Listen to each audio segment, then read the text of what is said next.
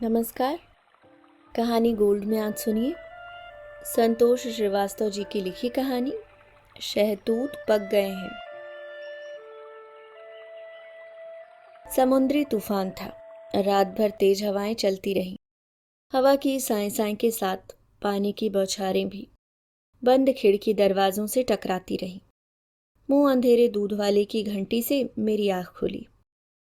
दीदिया नहीं उठी क्या? रोज तो वही दूध लेती है। दूध की थैली चौके में रखते हुए उनके कमरे की तरफ निगाह गई। बत्ती जल रही थी। उठ तो गई हैं वे, फिर दूध लेने क्यों नहीं आई? उनके कमरे के दरवाजे को हल्के से ठेलकर मैंने अंदर झांका। वे पलंग पर बेसुध गहरी नींद में थी। खिड़की के पल्ले भी खुले थे। बौछारों से उनका कमरा भीग गया था, बिस्तर भी, दीदिया भी।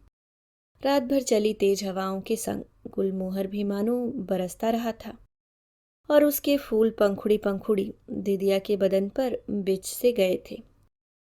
मैं भय से कांप उठी थी। दीदिया उठिए, पूरी भीग गई हैं आप। मैंने उनके बर्फ से ठंडे हाथ पकड़कर उन्हें झंझोड़ डाला था, लेकिन उनकी देह निश्चल थी, आंखें अस्वाभाविक रूप से बंद। मैं चीख पड़ी थी, माँ जल्दी आओ। दीदिया कुछ बोलती नहीं। मेरी चीख एक बारगी पूरी घर को हिला गई। आधे घंटे बाद डॉक्टर ने आकर उनकी जांच की और धीरे से जता दिया, she is no more, heart failure. Death 3-4 घंटे पहले हो गई थी। एक सन्नाटा सा खिंच गया पूरे घर में। दीदिया की जिंदगी ही सन्नाटे से भरी थी। अपनी बियाबान जिंदगी की टेढ़ी मेढ़ी पगडंडियों पे चलते हुए उन्होंने उम्र के 62 साल गुजारे थे। पिछले 15 सालों से तो वे यहाँ हमारे पास ही रहती थीं। दादी बाबा अब नहीं रहे थे और उन्हें अपने सबसे छोटे भाई यानी मेरे पापा से बेहद लगाव था। दादी बताती थीं कि पापा जब छोटे थे तो उन्हें दीदी की जगह दीदिया बुलाते थे। तब से वे सबकी दीदिया हो गई थीं। उनका सुंदर सा नाम दमयंती स्कूल कॉलेज के प्रमाण पत्रों तक ही सीमित रहा। हम लोग भी उन्हें बुआ न कहकर दीदिया ही कहते। दीदिया ने शादी नहीं की थी, जबकि सभी चाचा बुआओं की शादी हो गई थी। बुआएं स्कूल की पढ़ाई पूरी कर अपने अपने ससुराल विदा हो गई थीं, पर दीदिया पढ़ती रहीं। एमए करके वे नौकरी करना चाहती थीं, पर बाबा को लड़कियों की नौकरी से सख्त ऐतराज था। धीरे धीरे न नौकरी की उम्र रही न शादी की, पर यह रहस्य बना रहा कि उन्होंने शादी क्यों नहीं की। वह तो बहुत बाद में उन्होंने मुझे बताया। तेज धूप छिटक आई थी। रात के तूफान का कहीं नामो निशान न था। सब कुछ शांत स्थिर सा। नीचे सड़क पर ओर छोर गुलमोहर के फूलों की पंखुड़ियां, टूटे पत्ते फैले थे। कई पेड़ों की टहनियां टूटकर पेड़ों में ही झूल रही थीं। शहर जाग चुका था। माँ ने दीदिया का भीगा गद्दा चादर बालकनी की मुडेर पर धूप में सूखने के लिए डाल दिया था। दीदिया फर्श पर चटाई के ऊपर सफेद चादर ओढ़े अंतिम यात्रा के लिए तैयार लेटी थी। उनका गोरा खूबसूरत चेहरा अभी भी जीवंत लग रहा था। बड़ी बड़ी पलकें मानो असीम सुख से मुंदी थी। यह मुट्ठी भर सुख मिला होगा उन्हें खिड़की से आती बौछारों से, बदन पर सजते गुलमोहर के फूलों से। प्रकृति के बहुत अधिक निकट थी वे। पानी से उन्हें गहरा लगाव था। बौछारों के जल में भीगते हुए उन्होंने मौत को बहुत संतुष्टि से गले लगाया होगा। कैसी शांति से मरी में, न अस्पताल की भाग दौड़ न सेवा टहल। खिड़की से आता पानी उन्हें तृप्त करता रहा। जिंदगी से ही मुंह मोड़ लिया। बाबा के घर में आंगन में बीचों बीच कुआं था। दीदिया कुएं से पानी खींच खींच कर अपने हाथों लगाई फूलों और सब्जियों की क्वारियों को लबालब सींच डालती। एक भी पौधा सूखता या मुरझाता दीदिया उदास हो जाती। वे पौधों को हाथों से सहलाकर उनसे बातें करती। आकाश में घुमड़ते बादलों को देख कहती, बिन बरसे मत लौट जाना। मेरे सारे पौधे बहुत आस से तुम्हें देख रहे हैं। कई कई दिन के लिए जब बादलों की झड़ी लगती तो वे झुंझला जाती। अब कितना बरसोगे, मुंह उठाए बरसते ही चले जा रहे हो। लेकिन उस बरसते पानी को वे व्यर्थ नहीं जाने देती। आंगन में खंभों के सहारे चादर बांधकर उसके नीचे घड़ा रख देती। चादर में बीचों बीच लुढ़िया सारा पानी धार बनकर घड़े में गिरता जाता। बरसात भर वहीं पानी पिया जाता, उसी से खाना बनता और उसी पानी से दीदिया अपने बाल धोती। उनके लंबे लंबे बाल रेशम से मुलायम हो जाते। दादी कहती, मंगली है ना, इसलिए शादी नहीं हो पा रही है। ऐसा नहीं था कि उनके लिए लड़के देखे नहीं गए, पर वे ही नाक भौं सिकोड़ती रहीं। उनका मन लगता पढ़ाई में। ढेरों किताबें पढ़ डाली थी उन्होंने। एक बड़े से रजिस्टर में हर किताब की समीक्षा लिखी थी उन्होंने, पर कभी छपवाई नहीं। जो भी किताब पढ़ चुकी होती उसमें एक पीला गुलाब दबा देती। अक्षरों की रोशनाई में एक पीली उजास लरज कर थम जाती, दब जाती। फिर वे हफ्तों गुनगुनाती रहती। उन्हीं ने मुझे सिखाया, देख रोना, अपनी जिंदगी फालतू के शौकों में मत बर्बाद कर डालना। गहने कपड़े साथ सिंगार तो हर आम औरत करती है, तू खास बनना। फिर चमड़े की छोटी अटैची खोलकर डाक टिकटें दिखाती। ढेरों टिकटें, देश विदेश की। उनमें से एक टिकट छाट कर दिखाती। ये बड़ी रेयर टिकट है। इसे प्रथम चंद्रयात्री नील आर्मस्ट्रॉन्ग ने चंद्रमा की सतह पर बनाया था। यह नीली गोल गेंद हमारी धरती है। मैं आश्चर्य से उनकी चमकती आंखें और उंगलियों में फंसी टिकट देखती रह जाती। वे मखमल का उन्नावी रंग का बटुआ खोलती और ये दुनिया भर के सिक्के।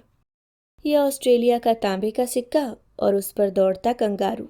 रोना, इनकी देखभाल सात संवार में मुझे तो कभी अकेलापन नहीं सालता। जानवरों से दिदिया को बहुत प्यार था। कुत्ता बिल्ली उन्होंने खुद पाले थे। आंगन में फुदकती गौरैया चिड़ियाएं भी उनके हाथ से दाना चुगती और सेम तुरई के मंडप के नीचे रखी पत्थर की कुंडी में से पानी पीती। दिदिया सुबह कुंडी धोकर उसमें पानी भर देती थी। बगीचे में अगर गाय भैंस घुस गई और पानी से भरी बाल्टी में उन्होंने मुंह डाल दिया तो वे कभी भागती नहीं थी।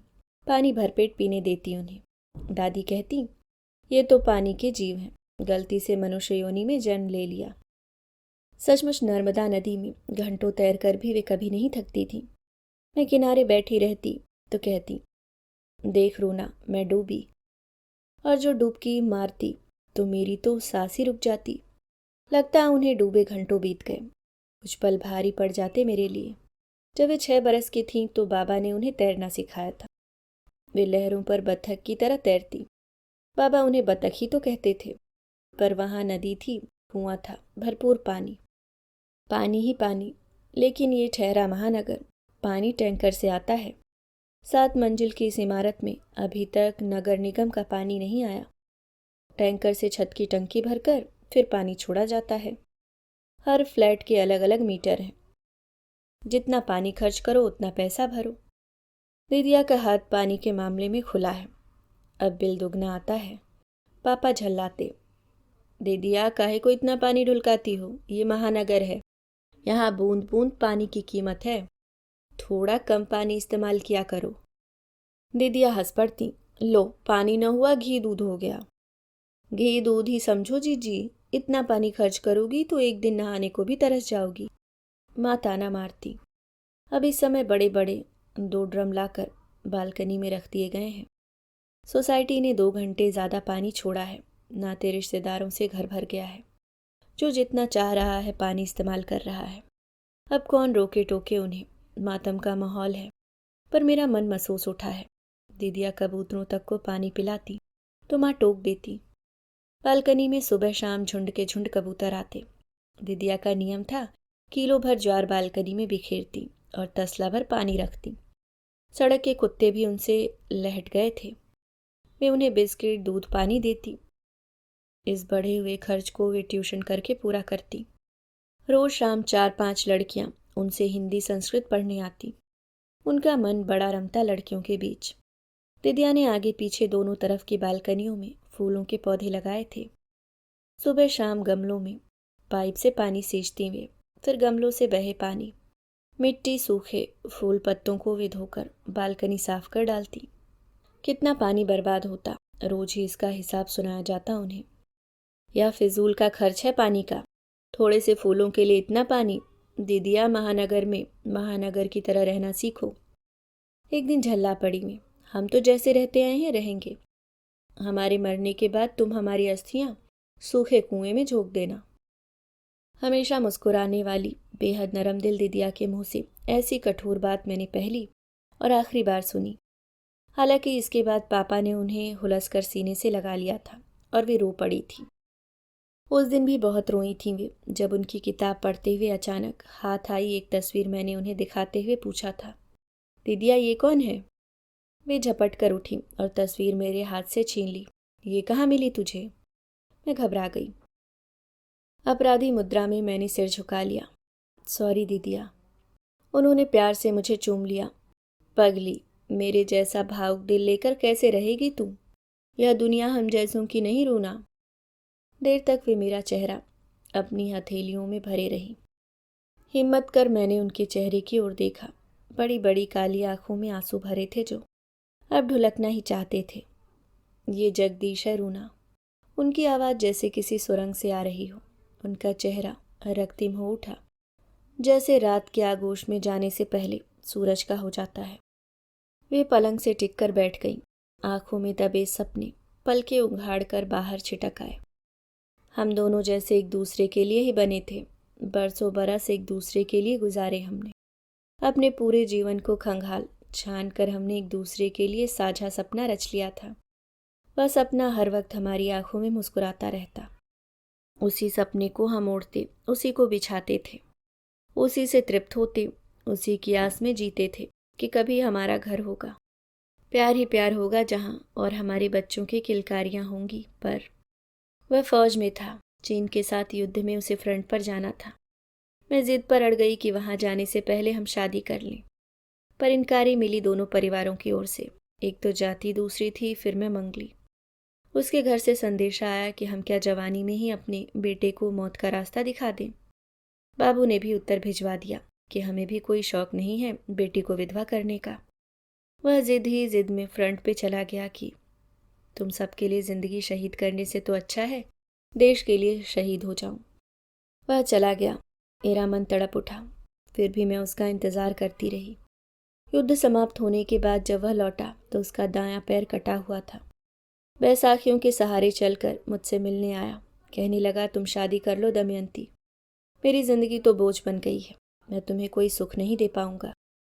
मैं जानती थी तुम यही कहोगे, लेकिन मेरी कई कई रातों की प्रतीक्षा का क्या जवाब है तुम्हारे पास, जब हर सांस मैंने तुम्हारे लिए जी है। तुम कहा करते थे कि कोई भी सपना जिंदगी से बढ़कर नहीं होना चाहिए। और विश्वास, विश्वास का महत्व तो तभी है ना जगदीश, जब वह स्वयं जिंदगी से ऊपर हो। तुम मेरा विश्वास हो जगदीश। उसके होठ कांपने लगे पर वह रोया नहीं। हम देर तक खामोश एक दूसरे की ओर देखते रहे। चांदनी की किरणें हमारे पैरों से लिपटती रहीं। बाबू ने एक सामंती घराने में मेरे रिश्ते की बात चलाई। उन्हें वारिस चाहिए था और मैं इस शर्त के लिए तैयार नहीं थी। यह शर्त मेरी इनकारी की वजह बन गई। बाबू कठोरता से बोले, क्यों उस लंगड़े के लिए अपनी जिंदगी बर्बाद करने पर तुली है?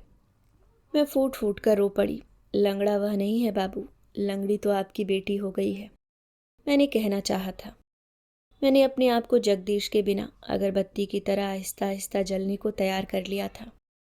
कोई नहीं जानता रूना कि बाबू की मृत्यु के बाद जगदीश ने मेरा कितना साथ दिया। उस विशाल घर में मैं अकेली और 6 बरस तक अपनी जानलेवा बीमारी से खटिया भोगती अम्मा। उनके इलाज में वे सारे जेवर एक एक कर बिकते गए जो अम्मा ने मेरी शादी के लिए गढ़वाए थे। ऐसा नहीं कि भाई मदद नहीं करते थे, पर कितना करता। उनके अपने परिवार, अपने खर्चे। पर जगदीश, वह तो किसी और ही मिट्टी का बना था। बैसाखियों के सहारे अस्पताल के चक्कर लगाता। दवा फल, एक दिन भी मुझे कहना नहीं पड़ा कि फल दवा खत्म हो गई है। अब हमने अपने लिए सोचना छोड़ दिया था। मान लिया था कि हम मिलने के लिए नहीं बने हैं।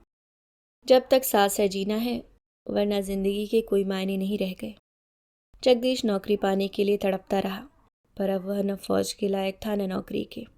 माँ बाप भी कितने दिन खिलाते। कभी कभी मन होता हम साथ साथ रहें, पर जो काम बाबू के सामने नहीं हो सका, उसे उनकी मृत्यु के बाद अंजाम देना। नहीं, यह जिंदगी अब हमारी नहीं रही। बस शाप ढोना है अंतिम सांस तक। उस दिन जगदीश मिठाई का डब्बा लिए आया। लो मुंह मीठा करो, लग गई नौकरी। अरे कहाँ? मुझे लगा जिंदगी किसी मोड़ पर तो छिटकी, पैरों के नीचे मानो मखमली पंखुड़ियां बिछ गई। उत्तरांचल के एक फौजी स्कूल में मेस इंचार्ज की कुर्सी पर बैठे बैठे बस हुक्म चलाना है। मैं उदास हो गई। तो तुम चले जाओगे यहाँ से, फिर मैं किसके सहारे जीऊंगी? मैं कहाँ जा रहा हूँ, ये लंगड़ा शरीर जा रहा है। मैं तो तुम्हारे संग हूँ हमेशा। जगदीश ने नौकरी का अपॉइंटमेंट लेटर निकाल कर दिखाया। मैंने कागज हाथ में लिया पर पढ़ा नहीं। जानती थी वह कागज नहीं, एक संधि पत्र है जिसमें हम दोनों की बर्बादी का इकरारनामा लिखा गया है और हम दोनों की जिंदगियों ने जिस पर बरसों पहले हस्ताक्षर कर दिए थे। उसी रात अम्मा चल बसी। बैसाखियों को फर्श पर टिकाए वह रात भर अम्मा की लाश के सिरहाने दीपक की बत्ती ओके साता बैठा रहा, जब तक कि सुबह सवा नहीं गए और फिर सब कुछ छूट गया। वह घर, उस घर से जुड़ी तमाम यादें, वह बगीचा, वे मेरे पक्षी, जानवर, नदी, कुआं और जगदीश। जगदीश अक्सर एक पठानी गीत गाता था, फौज से सीख कर आया था। गीत के अर्थ तो मुझे समझ में नहीं आते थे, पर वह हर पंक्ति के बाद उसका अर्थ समझाता।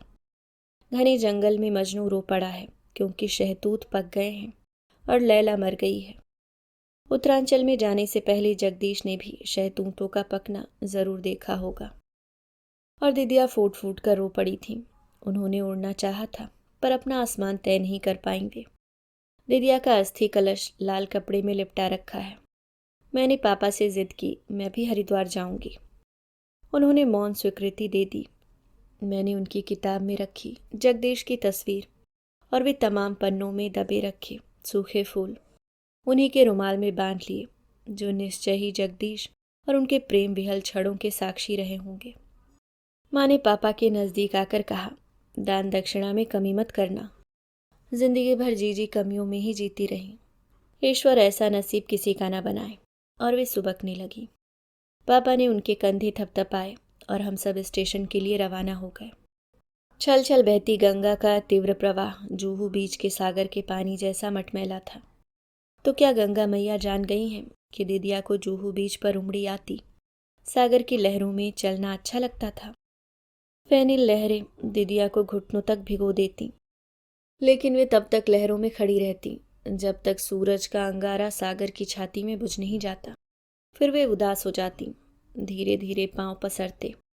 अंधेरे को आत्मसात करना उनके लिए कठिन था। गोमुख में पहाड़ गिर गया है, उसी की मिट्टी बह रही है गंगा जल में। हर की पौड़ी में मटमैली गंगा के तीव्र प्रवाह में हिचकोले लेती नौका पर पापा चाचाओं के संग मैं बैठी हूँ। बीच में अस्थि कलश, गेंदे की माला अस्थि कलश से लिपटी है। पंडित साथ में है। मल्लाह ने नाव गंगा के बीचों बीच रोक दी। पंडित जी मंत्र पढ़ने लगे और सबने मिलकर कलश लहरों पर छोड़ दिया। मैंने सबकी नजरें बचाकर ऐन तभी रुमाल से बनी पोटली गंगा में छोड़ दी। पोटली में जगदीश की फोटो और सूखे फूल थे। पोटली कलश से चिपक कर बहने लगी। जब कलश का मुंह पानी से भर गया तो वह तिरछा होकर नदी में समाने लगा। उसकी माला में अटकी पोटली भी कलश के संग ही नदी में समाने लगी। दीदिया गहरे डूबती चली गईं, अपने प्रेम के संग आहिस्ता आहिस्ता। अब उन्हें पानी की कोई कमी नहीं रहेगी। अब उनके मंगली होने को कोई नहीं कोसेगा। अब चारों ओर गहरा जल ही जल है। दीदिया कहीं नहीं, गंगा की लहरों पर मानो शहतूत उगाए हैं, पके फलों से भरे। जगदीश, तुम्हारी दमयंती मर गई। मुझे लगा जगदीश घने जंगलों में नहीं बल्कि गंगा के अथाह जल में समाता जा रहा है दीदिया से मिलने।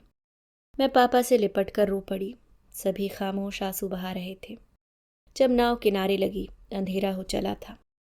दीदिया को गए महीना गुजर गया। उनके कमरे का सन्नाटा अक्सर मुझे छील डालता है। हालांकि सब कुछ वैसा ही चल रहा था जैसा तब होता था जब वे थी। मुझे लगा था पानी की फिजूल खर्ची को लेकर सबने राहत महसूस की होगी, लेकिन पूरे घर को हो क्या गया है आखिर? सब दीदिया की तरह क्यों जीने लगे हैं? पापा दीदिया के लगाए पौधों को उसी तरह पाइप से बिना नागा सींचते रहे हैं। रगड़ रगड़ कर बालकनी धोते हैं। कबूतरों के लिए तसला भर पानी और किलो भर ज्वार बिखेरने की ड्यूटी भी वे बखूबी निभाते हैं। मुझसे कहते हैं, जा रूना, सड़क के कुत्तों को दूध बिस्किट खिला। अपनी सफ़ेद कमीज माँ को दिखाते हुए कहते हैं, कैसी धोई है तुमने, पीलापन लिए है, साबुन की बास भी भरी है, ऐसा भी क्या पानी की कंजूसी, दीदिया जैसी धोया करो। मैं सामने दीवार पर टंगी दीदिया की तस्वीर के आगे फुसफुसाती हूँ, तुम मरी नहीं दीदिया, जल बन जिंदा हो हमारे बीच।